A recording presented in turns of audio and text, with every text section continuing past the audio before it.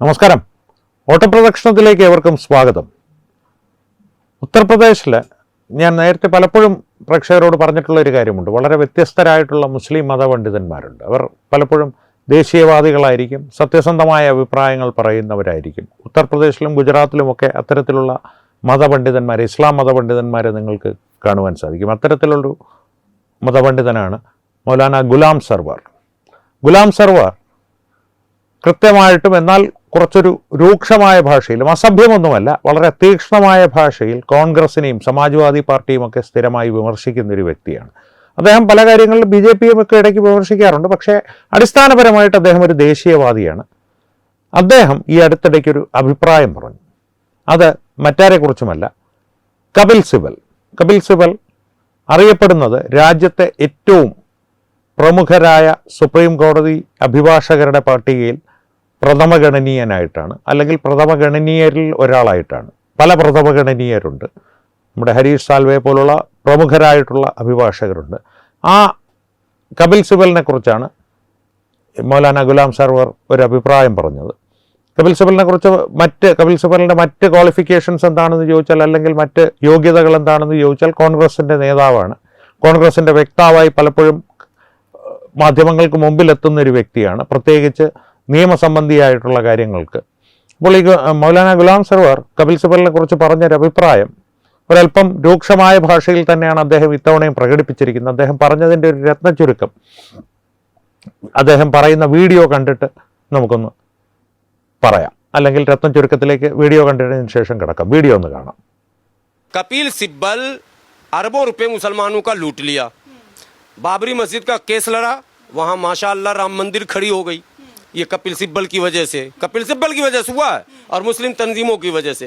Kapil Sibal triple तलाक का लड़ाई लड़ा, हार गया। कपिल सिब्बल 370 का लड़ाई लड़ा, हार गया। कपिल सिब्बल CA/NRC का लड़ाई लड़ा, हार गया। कपिल सिब्बल शर्जील इमाम का लड़ाई लड़ रहा, करोड़ों रुपया ले लिया है, अभी तक वो जेल में पड़ा हुआ, कब तक रहेगा पता नहीं। उमर खालिद का लड़ा, ये कपिल सिब्बल कौन सा मुसीबत है यार, हमको नहीं समझ में आ रहा। और मुसलमान कब से कपिल सिब्बल का मुरीद हो गया, ये भी हमको नहीं समझ में आ रहा। വീഡിയോ കണ്ടല്ലോ. വീഡിയോയിൽ അദ്ദേഹം പറയുന്നത് വളരെ സരളമായൊരു കാര്യമാണ്, നിസ്സാരമായൊരു കാര്യമാണ് കേൾക്കുമ്പോൾ. കാരണം കപിൽ സിബൽ ഇന്നേ വരെ മുസ്ലിങ്ങളുടെ കോടിക്കണക്കിന് രൂപ, കോടിക്കണക്കിനെന്ന് പറഞ്ഞു കഴിഞ്ഞാൽ, അർബം എന്ന് പറഞ്ഞു കഴിഞ്ഞാൽ ശരിക്കും അതിനെ ബില്യൺസ് എന്ന് വേണം പറയാൻ കോടിക്കണക്കിന് രൂപ വിഴുങ്ങിയിട്ടുള്ളൊരു വ്യക്തിയാണ്. ബാബറി മസ്ജിദിൻ്റെ കേസ് കപിൽ സിബൽ ഏറ്റെടുത്തു, പരാജയപ്പെട്ടു. ആർട്ടിക്കിൾ 370 ഏറ്റെടുത്തു, പരാജയപ്പെട്ടു. ബാബറി മസ്ജിദിൻ്റെ കേസ് ഏറ്റെടുത്ത് പരാജയപ്പെട്ടു എന്ന് മാത്രമല്ല, മൗലാന ഗുലാം സർവർ പറയുന്നത് ഇന്ന് മാഷാ അള്ളാ അവിടെ രാം മന്ദിർ ഉയർന്നു നിൽക്കുകയാണ്. ആർട്ടിക്കിൾ 370 പരാജയപ്പെട്ടു, CAA വിഷയത്തിൽ പരാജയപ്പെട്ടു, മറ്റ് പല വിഷയങ്ങളിലും പരാജയപ്പെട്ടു. ഷാർജിൽ ഇമാമു ഉമർ ഖാലിദിനെ പോലുള്ള ജിഹാദികളുടെ കേസ് ഏറ്റെടുത്തു, അവരിപ്പോഴും ജയിലിൽ തന്നെ കഴിയുകയാണ്. ഈ കപിൽ സിബൽ എന്നുള്ള വ്യക്തി അടിസ്ഥാനപരമായിട്ട് ഈ മുസ്ലിങ്ങളെ പറ്റിച്ച് ജീവിക്കുന്നൊരു വ്യക്തിയാണ്. ഇപ്പോഴും അവരെന്തിനാണ് ഇദ്ദേഹത്തെ കൂടെ കൊണ്ട് നടക്കുന്നതെന്ന് തനിക്കറിയില്ല. ഇതാണ് മൗലാന ഗുലാം സർവർ പറഞ്ഞതിൻ്റെ ഒരു രത്ന ചുരുക്കം. അപ്പോൾ ഈ കപിൽ സിബലിൻ്റെ പശ്ചാത്തലം ഈ കഴിഞ്ഞ ദിവസം പാറ്റകളുമായിട്ട് ബന്ധപ്പെട്ടൊരു വീഡിയോയിൽ ഞാൻ പറഞ്ഞിരുന്നു. പശ്ചാത്തലം എന്ന് പറഞ്ഞു കഴിഞ്ഞാൽ അദ്ദേഹത്തിൻ്റെ കുടുംബ പശ്ചാത്തലമോ അദ്ദേഹത്തിൻ്റെ ജനനമോ ജീവചരിത്രമോ ഒന്നുമല്ല. ഒരു അഭിഭാഷകൻ എന്നുള്ള നിലയിൽ അദ്ദേഹത്തിൻ്റെ ഒരു യോഗ്യത ഈ പറഞ്ഞ കേസുകളിൽ നിന്ന് തന്നെ വളരെ വ്യക്തമാണ്. അദ്ദേഹം ഏറ്റെടുത്ത പ്രമാദമായിട്ടുള്ള എല്ലാ കേസിലും അദ്ദേഹം പരാജയം രുചിച്ചിട്ടുണ്ട്. എന്നിരുന്നാൽ പോലും അദ്ദേഹത്തിന് സുപ്രീം കോടതിയുടെ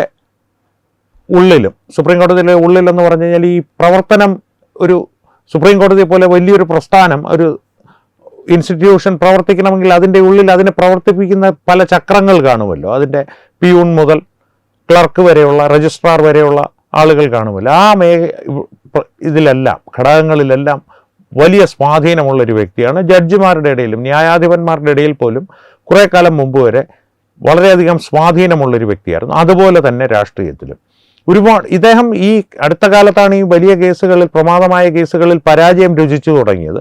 അതിനു മുൻപ് നിരവധി കേസുകളിൽ അദ്ദേഹം വിജയം നേടിയിട്ടുണ്ട്. തന്നെയുമല്ല, ഒരുപാട് ധനം ഇദ്ദേഹത്തിൻ്റെ പക്കലുണ്ട്. അത് നിയമപരമായി സമ്പാദിച്ച ധനം തന്നെ ഒരുപാടുണ്ട്. അതിനപ്പുറത്തേക്ക് അദ്ദേഹത്തിൻ്റെ പേരിലുള്ള വിമർശനം എന്ന് പറഞ്ഞാൽ ഈ കള്ളപ്പണം ഒരുപാട് കയ്യിലുണ്ടെന്നുള്ളതാണ്. അതിനെക്കുറിച്ച് ആധികാരികമായിട്ടുള്ള വിവരങ്ങളൊന്നും പുറത്തു വന്നിട്ടില്ല, ആരോപണങ്ങളാണ്. അതൊരു പക്ഷേ അദ്ദേഹത്തിൻ്റെ ശത്രുക്കൾ ആരോപിക്കുന്ന. എന്തായാലും അദ്ദേഹം ധനികനാണ്.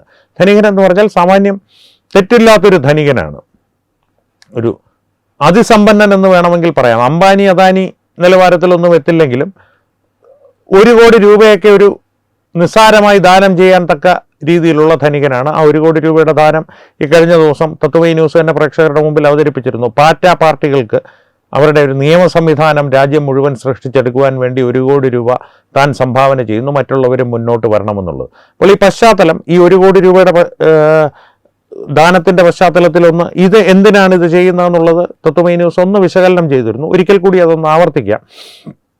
രാജ്യം മുഴുവൻ അഭിഭാഷകരുടെ ഒരു സംഘടന എന്നുള്ളത് ഔദ്യോഗികമായിട്ടുള്ള ഒരു സംഘടനയുമല്ല, ഒരു കൂട്ടായ്മ, ഒരു കൺസോർഷ്യം ഉരുവാക്കുവാനായിട്ട് കപിൽ സിബൽ ഏറെക്കാലമായി മുമ്പ് ശ്രമിച്ചിരുന്നു. അന്ന് അത് പരാജയപ്പെട്ടു പോയിരുന്നു എന്തോ കാരണങ്ങളാൽ. ഇന്ന് അത്തരത്തിലുള്ളൊരു ശ്രമത്തിന് വേണ്ടിയിട്ടാണ് അദ്ദേഹം വീണ്ടും മുന്നിട്ടിറങ്ങിയിരിക്കുന്നത്.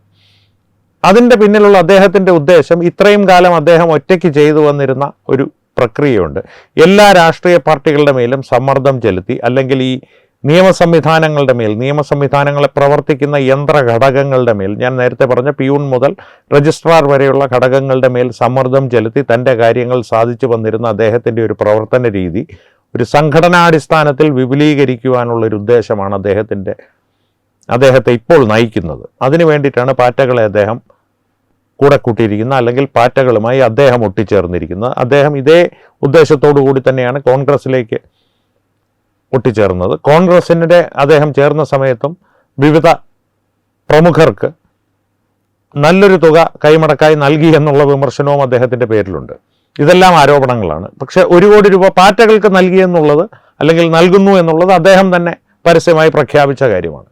അപ്പോൾ ഈ കൺസോർഷ്യം ഉണ്ടല്ലോ, അഭിഭാഷകരുടെ ഒരു കൂട്ടായ്മ ഭാരതം മുഴുവൻ ഉണ്ടാക്കിയെടുക്കുന്നതിലൂടെ അദ്ദേഹം എന്താണ് ഉദ്ദേശിക്കുന്നത്? വളരെ നിസ്സാരമാണ്. ഏത് സർക്കാരിൻ്റെ മേലും ഏത് രാഷ്ട്രീയ പാർട്ടിയുടെ മേലും ഒരു സമ്മർദ്ദം ചെലുത്തുവാൻ ആ സംഘടന എന്നുള്ള ഔദ്യോഗികമായിട്ടല്ലാത്തത് കൊണ്ടാണ് ഞാൻ കൂട്ടായ്മ എന്ന് പറയുന്നത്, ആ കൂട്ടായ്മ ഉപകരിക്കും അദ്ദേഹത്തിന്. ഒരു ഉദാഹരണം പറഞ്ഞാൽ, ഏതെങ്കിലും ഒരു സർക്കാർ വികസനോന്മുഖമായിട്ടുള്ള പദ്ധതികളുമായി മുന്നോട്ട് പോകുമ്പോൾ പരിസ്ഥിതിയുടെ പേരിലോ മറ്റെന്തെങ്കിലും തടസ്സവാദങ്ങൾ ഉന്നയിച്ചോ അതിന് കോടതി വഴി ഒരു തടസ്സം സൃഷ്ടിക്കുക, അത് നിസ്സാരമായി തന്നെ പ്രാദേശികമായിട്ടുള്ള ഈ അഭിഭാഷക കൂട്ടായ്മയ്ക്ക് സാധ്യമാകും. കുറച്ച് കാലത്തേക്കെങ്കിലും അത് നീട്ടിക്കൊണ്ടു പോകാം. ചിലപ്പോൾ ഒരു ആധികാരികതയുമില്ലാത്ത, ഒരു അടിസ്ഥാനവുമില്ലാത്തൊരു കേസായിരിക്കാം ഫയൽ ചെയ്യപ്പെടുന്നത്. പക്ഷേ അതിൻ്റെ മേൽ തന്നെ ഒരു 5-6 വർഷങ്ങൾ ആ പദ്ധതി നടപ്പാക്കുന്നതിൽ നിന്ന് ആ സർക്കാർ തടയപ്പെടും. അതുകൊണ്ട് ഒരുപാട് തിരിച്ചടികൾ ആ സർക്കാരിനുണ്ടാകും. അപ്പോൾ അവിടെ ഒരു വിലപേശലിനുള്ള വാതിൽ തുറന്നു കിട്ടുകയാണ്. സർദാർ സരോവർ ഡാമിൻ്റെ ഗുജറാത്തിലെ എത്ര കാലമാണ് ആ പദ്ധതി പരിസ്ഥിതിയുടെ പേരിലും വെള്ളപ്പൊക്കത്തിൻ്റെ പേരിലുമൊക്കെ അടിസ്ഥാനമില്ലാത്ത ആരോപണങ്ങൾ ഉന്നയിച്ച് ഈ പ്രകൃതി സ്നേഹികളെന്ന് സ്വയം വിളിക്കുന്ന രാജ്യവിരുദ്ധർ തടസ്സപ്പെടുത്തി എന്നുള്ളത് തത്വമയി ന്യൂസ് തന്നെ പ്രേക്ഷകരോട് പങ്കുവച്ചിട്ടുള്ള ഒരു വിവരമാണ്. ആ പരിസ്ഥിതി പ്രവർത്തകരുടെ മുമ്പിൽ, ഇത്തരത്തിലുള്ള ശക്തികളുടെ മുമ്പിൽ മുട്ടുമടക്കാത്ത നരേന്ദ്രമോദി എന്ന ഒരു ഭരണാധികാരിയുടെ ഇച്ഛാശക്തി ഒന്നുകൊണ്ട് മാത്രമാണ് റാൺ ഓഫ് കച്ച് മേഖലയിൽ ഇന്ന് വരൾച്ചയില്ലാത്തത്. ഗുജറാത്തിൽ ജലസേചനം എന്നുള്ളത് സുഗമമായത്, വരൾച്ചയും ഒന്നുകിൽ വരൾച്ച, അല്ലെങ്കിൽ വെള്ളപ്പൊക്കം, അല്ലെങ്കിൽ ഭൂകമ്പം എന്നുള്ള നിലയിൽ നിന്ന് ഗുജറാത്ത് കരകയറി വന്നത് നരേന്ദ്രമോദിയുടെ ഒരേ ഒരു ഇച്ഛാശക്തി കൊണ്ടാണ്. എന്നൊരു വ്യക്തിയുടെ ഒരേ ലക്ഷ്യത്തോടു കൂടിയുള്ള ഇച്ഛാശക്തിയോടു കൂടിയുള്ള പ്രവർത്തനത്തിൽ നിന്നാണ്, അല്ലെങ്കിൽ പ്രവർത്തനം കൊണ്ടാണ്. പക്ഷേ അത്തരത്തിലുള്ള ഇച്ഛാശക്തി എല്ലാ ഭരണാധികാരികൾക്കോ അല്ലെങ്കിൽ എല്ലാ രാഷ്ട്രീയ നേതാക്കൾക്കോ ഉണ്ടാകണമെന്നില്ല. അത്തരക്കാരുടെ മേൽ സമ്മർദ്ദം ചെലുത്തുവാൻ ഈ ഒരു കൂട്ടായ്മ വലിയ രീതിയിൽ കപിൽ സിബലിനെ സഹായിക്കും. ഇത്രയും കാലം അദ്ദേഹവും അദ്ദേഹത്തിൻ്റെ ജൂനിയർമാരോ ഒക്കെ ചേർന്നാണ് ഇത് ചെയ്തുകൊണ്ടിരുന്നത്. അദ്ദേഹത്തിൻ്റെ ഒരു ലോ ഫേം, ഒരു അഭിഭാഷകരുടെ ചേംബർ ഉണ്ടല്ലോ, അദ്ദേഹത്തിൻ്റെ ഒരു സംവിധാനങ്ങൾ ഉപയോഗിച്ച്, സ്വകാര്യ സംവിധാനങ്ങൾ ഉപയോഗിച്ച് ഇപ്പോൾ അത് പൊതുവായിട്ടുള്ള അല്ലെങ്കിൽ ഒരു രാഷ്ട്രീയവൽകൃതമായിട്ടുള്ളൊരു സംവിധാനമായി വളർത്തുവാൻ തീരുമാനിച്ചിരിക്കുകയാണ് അദ്ദേഹം. പക്ഷേ ഇവിടെയാണ് മൗലാന ഗുലാം സർവാറിൻ്റെ വാക്കുകൾ പ്രസക്തമാകുന്നത്. അടിസ്ഥാനപരമായിട്ട് ഇദ്ദേഹം ഒരു ഇത്തിൽ കണ്ണിയാണ് എന്ന് പറയേണ്ടി വരും. കാരണം ഈ രാജ്യവിരുദ്ധരുടെ ഒപ്പം നിന്ന് അവരുടെ എല്ലാ പദ്ധതികൾക്കും ഞാൻ വാദിച്ചോളാം നിങ്ങളുടെ കേസുകൾ എന്നുള്ള രീതിയിൽ അതവ ഏറ്റെടുത്ത് പരാജയം ഏറ്റുവാങ്ങി അവരിൽ നിന്ന് കോടിക്കണക്കിന് രൂപ ഫീസായി കൈപ്പറ്റി, എന്നാൽ രാജ്യസ്നേഹികൾക്ക് മനോവിഷമം ഉണ്ടാക്കുന്ന തരത്തിലുള്ള പ്രസ്താവനകളുമായിട്ടും ഈ കേസിൻ്റെ സമയത്തും അല്ലെങ്കിൽ വാദം നടക്കുന്ന സമയത്തെല്ലാം രാജ്യസ്നേഹികൾക്ക് മനോവിഷമം ഉണ്ടാകുന്ന രീതിയിൽ അവരുടെ മനസ്സിന് മുറിവേൽപ്പിക്കുന്ന തരത്തിലുള്ള പ്രസ്താവനകൾ നടത്തിയും ഒക്കെ ജീവിക്കുന്ന ഒരു ഇത്തിൽക്കണ്ണി എന്ന് തന്നെ ഇദ്ദേഹത്തെ പറയേണ്ടി വരും. പക്ഷേ ദൗർഭാഗ്യവശാൽ ഇപ്പോഴും അദ്ദേഹത്തിന് നമ്മുടെ രാജ്യത്ത് പ്രസക്തിയുണ്ട്, ഒരു തരത്തിലല്ലെങ്കിൽ മറ്റൊരു തരത്തിൽ. രാജ്യസ്നേഹികൾ അദ്ദേഹത്തെ മുഖവിലേക്ക് എടുക്കാറില്ല. കാരണം കപിൽ സിബൽ കേസ് ഏറ്റെടുത്തു എന്ന് പറയുമ്പോൾ തന്നെ രാജ്യസ്നേഹികൾക്ക് ഇപ്പോൾ ഒരാശ്വാസമാണ്. രാജ്യവിരുദ്ധരുടെ കേസുമായി കപിൽ സിബൽ കോടതിയിലെത്തിയാൽ അതിൽ കപിൽ സിബലിന് പരാജയം ഉറപ്പാണെന്നുള്ളത് ഏതാണ്ടൊരു വിശ്വാസമായി തന്നെ ഇപ്പോൾ രാജ്യസ്നേഹികളുടെ ഇടയിൽ മാറിക്കഴിഞ്ഞു. അതുകൊണ്ട് തന്നെ കപിൽ സിബൽ മുന്നോട്ട് പോകട്ടെ. പക്ഷേ കപിൽ സിബലിനെ കുറിച്ച് ഇപ്പോൾ പറഞ്ഞത് ഈ പാറ്റകളുടെ മറവ് പറ്റി, അല്ലെങ്കിൽ പാറ്റകളെ മുൻനിർത്തി കപിൽ സിബൽ ഈ അഭിഭാഷകരുടെ ഒരു കൂട്ടായ്മ ഉണ്ടാക്കുക മാത്രമല്ല ഒരുപക്ഷെ ചെയ്യുവാൻ പോകുന്നത്. കപിൽ സിബലിൻ്റെ ഇപ്പോഴും ആഭിമുഖ്യമോ അല്ലെങ്കിൽ കപിൽ സിബൽ ഇപ്പോഴും കോൺഗ്രസിൻ്റെ ഒരു വക്താവായി തുടരുന്നു എന്നുള്ളതും മറന്നു പോകരുത്.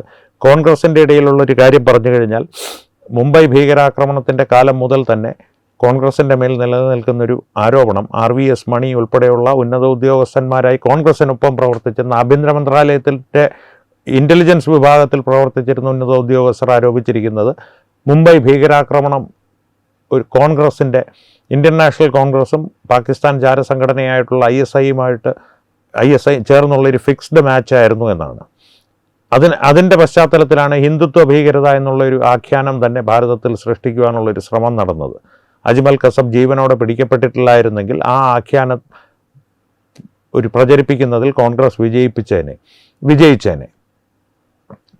ആ കോൺഗ്രസ് അത് വിജയിപ്പിച്ചെടുക്കുമ്പോൾ അതിൻ്റെ ഒരു മുഖ്യ പ്രചാരകനായിട്ട് മുന്നിലുണ്ടാകുക കപിൽ സിബലായിരുന്നിരിക്കണം. അന്നും ബുദ്ധികേന്ദ്രമായി കപിൽ സിബൽ ഇതിൻ്റെ പിന്നിലുണ്ടായിരുന്നു എന്ന് പറയപ്പെടുന്നു. ദിഗ്വിജയ് സിംഗ് ആയിരുന്നു ചുക്കാൻ പിടിച്ച് അല്ലെങ്കിൽ ഇതിൻ്റെ കടിഞ്ഞാൻ പിടിച്ച് മുൻപന്തിയിൽ നിന്നിരുന്നത്, ഒരു പ്രധാന മുഖമായി ഈ ഒരു ആഖ്യാനത്തിൻ്റെ. കപിൽ സിബലും അന്ന് കോൺഗ്രസിൽ ഔദ്യോഗികമായിട്ട് അദ്ദേഹം ചേർന്നിട്ടുണ്ടോ എന്നുള്ളത് അറിയില്ല, കാരണം ചേർന്നിട്ടില്ല എന്നാണ് എൻ്റെ ധാരണ. അന്നും പക്ഷേ ഒരു ബുദ്ധികേന്ദ്രമായി കപിൽ സിബൽ ഉണ്ടായിരുന്നു എന്ന് പറയപ്പെടുന്നു. അത്തരത്തിലുള്ള ഒരു ലക്ഷ്യം അദ്ദേഹത്തിന് ഇപ്പോഴും ഉണ്ടാകാം. ഈ ഒരു അഭിഭാഷകരുടെ കൂട്ടായ്മ അദ്ദേഹം ഉണ്ടാക്കിയെടുക്കുന്നതിൽ വിജയിച്ചാൽ ഇപ്പോഴും ആ ലക്ഷ്യത്തോടു കൂടി ആ ഒരു കൂട്ടായ്മയെ അദ്ദേഹം ഉപയോഗിച്ചാൽ എന്ത് ചെയ്യുമെന്നുള്ളൊരു ചോദ്യം ഭാരതീയരുടെ മുമ്പിൽ വലിയൊരു ചോദ്യചിഹ്നമായി തന്നെ ഉയർന്നു നിൽക്കും, വലിയൊരു അപകടം നിറഞ്ഞൊരു ചോദ്യമായി തന്നെ ഉയർന്നു നിൽക്കും. അതുകൊണ്ട് കപിൽ സിബലിനെ പരിഹസിക്കാം, ട്രോളാം, വിമർശിക്കാം, എയറിൽ കയറ്റി എന്നൊക്കെ നമുക്ക് ആശ്വസിക്കാം. പക്ഷേ കപിൽ സിബൽ കൃത്യമായ ലക്ഷ്യങ്ങളോടുകൂടി മുന്നോട്ട് പോകുന്ന, രാജ്യവിരുദ്ധരുടെ കാര്യത്തിൽ ഒരു ഇത്തൽക്കണ്ണിയും രാജ്യസ്നേഹികളുടെ കാര്യത്തിൽ അപകടകാരിയായ ഒരു ദേശവിരുദ്ധനുമാണ് എന്നുള്ള കാര്യത്തിൽ ഒരു സംശയവും വേണ്ട. അതൊന്ന് പ്രേക്ഷകരുടെ മുമ്പിൽ അവതരിപ്പിക്കുവാനാണ് ഈ വിഷയം കയ്യിലെടുത്തതും മൗലാന ഗുലാം സർവാറിൻ്റെ വാക്കുകൾ നിങ്ങൾക്ക് കാണിച്ചു തന്നതും അതൊന്ന് രത്നച്ചുരുക്കമായി വിശദീകരിച്ചതും. ഈ വിഷയത്തെ സംബന്ധിച്ച്, കപിൽ സിബലിനെ സംബന്ധിച്ചും ഒക്കെ പ്രേക്ഷകരുടെ അഭിപ്രായങ്ങൾ തീർച്ചയായും കമൻറ്റുകളിലൂടെ ഞങ്ങളുമായി പങ്കുവയ്ക്കുക. ഒപ്പം ഈ വീഡിയോ ലൈക്ക് ചെയ്യുക, പരമാവധി ആളുകളിലേക്ക് ഈ വീഡിയോ എത്തുവാനായി ഷെയർ ചെയ്യുക. ഏറ്റവും പ്രധാനപ്പെട്ട കാര്യം, തത്വമൈ ന്യൂസിൻ്റെ യൂട്യൂബ് ചാനൽ നിങ്ങൾ ഇതുവരെ സബ്സ്ക്രൈബ് ചെയ്തിട്ടില്ലെങ്കിൽ തീർച്ചയായും സബ്സ്ക്രൈബ് ചെയ്യുക. അപ്പോൾ ഈ വിഷയത്തിലും മറ്റു വിഷയങ്ങളിലും സംവാദങ്ങൾ തുടരട്ടെ. വീണ്ടും കാണാം. നന്ദി, നമസ്കാരം.